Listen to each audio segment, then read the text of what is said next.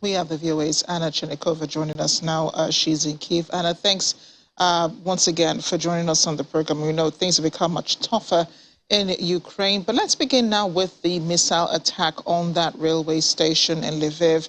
What more do we know, and how severe is the situation there? Hello. Yes, today early in the morning, we experienced the attack on the railway station in the Lviv region. Thanks God, everyone are safe. There are no victims reported so far, at least, but it seems that there are no victims. The attack was targeting the railway station, and there are damages of the railway, but for the moment, and it was also fire at the place, but for the moment, fire is already eliminated and no victims reported. Over the past weekend, I should say this was an Easter weekend in Ukraine, and the attacks from Russians intensified dramatically, and also especially on such civilian infrastructure, critical infrastructure. So a similar situation happened in Rivne region as well. So also railway station was damaged. And Anna, we understand there's also a fire outbreak in Bryansk, near Chernihiv and Sumy. Yes, so Bryansk is territory of Russia. It's the area next to the border of Ukraine, next to Sumy, as you said. And what we know for the moment, that the fire occurred at the oil depot, as well as at two oil storages, somewhere in the area, not at the same place, but in the same area, as well as there was an explosion at the railway in the same region, and also, as was reported, that it was a huge fire at one of the military infrastructure objects, so military infrastructure, but according to certain to not official information, but reportedly this seems a realistic one, that the fire occurred at the main missile and artillery department of the military of defense of Russia. So basically, these are a couple of different attacks or different fires, because we don't know anything about any attacks, so we just know about fire and explosions in the same area. So this is what we know for the moment. There are no official comments from either Russian side or Ukrainian side, and we don't really know what exactly happened there. But the result, and we know that this is a fact, that very nervous period for Bryansk region this morning and during the day as well. And Anna, let's talk about Mariupol being under constant attack from Russia. We've been seeing pictures, videos, satellite images as well. What's the situation in the Azovstal plant and the number of people who might be holed up there?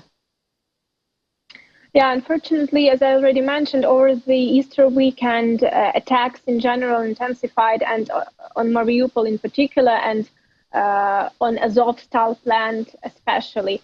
So what we know that there are heavy shelling of the Azov plant for all these past days. So there was no break from the shelling.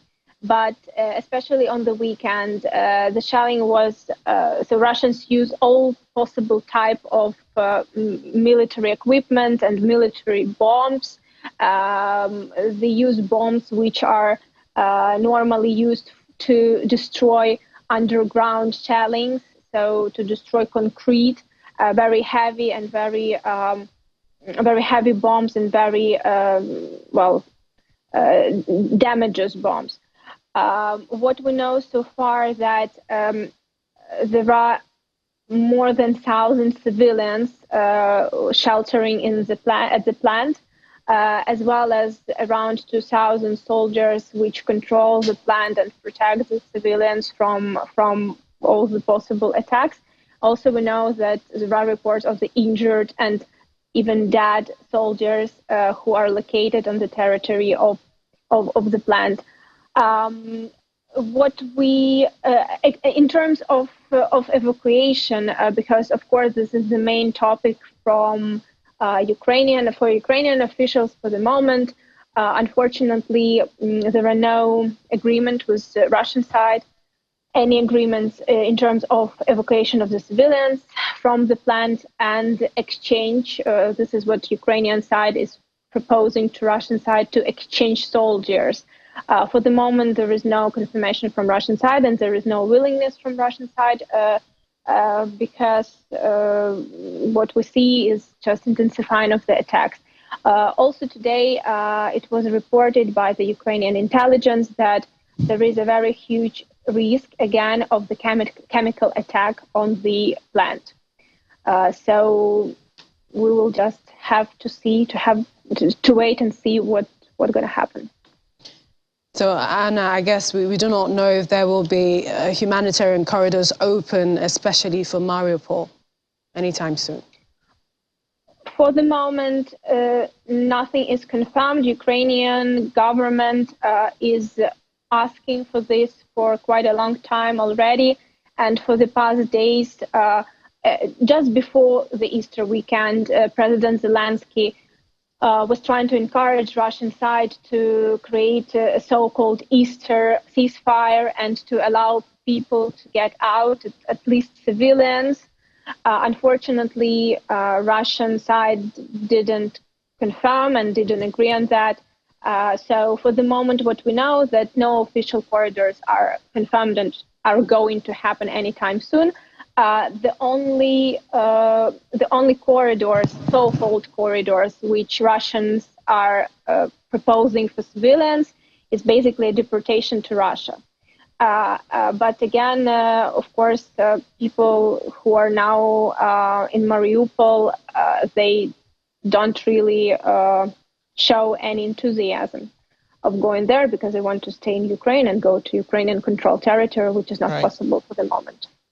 Yeah, and just before we let you go, we know the UN Secretary General Antonio Guterres is due in Ukraine, I think, on Thursday.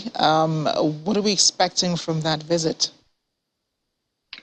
Of course, it would be, as we know, again, a discussion about the humanitarian corridor and about evacuation from Mariupol in particular, and from definitely from other parts of Ukraine as well, because we should not forget that there is a problem with evacuation from all over Ukraine.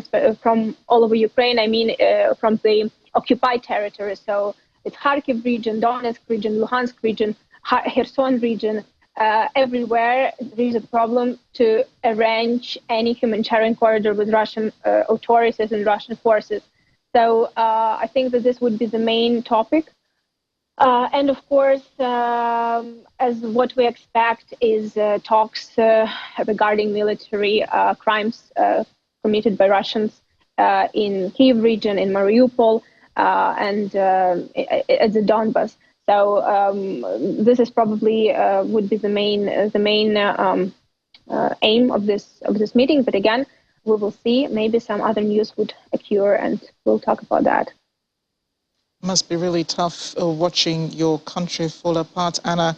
But thanks again for keeping us up to date with what's going on. Thank you.